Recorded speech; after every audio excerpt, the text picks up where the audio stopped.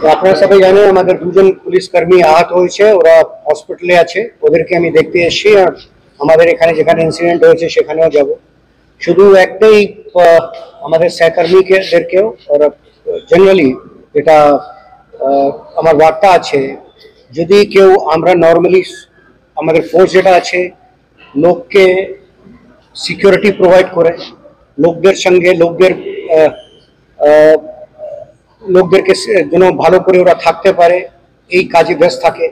কিন্তু যদি কেউ ক্রিমিনাল আমাদের উপরে গুলি চালাবে, আমরা ওর থেকে 4 গুণ গুলি চালাবো।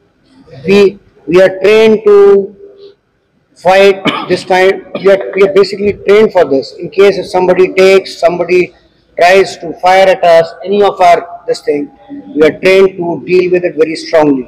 এটাই আমি বলতে চাইছি, and we'll deal this with very strongly. You will see this. Thank you very much. Speaking Hindi, sir.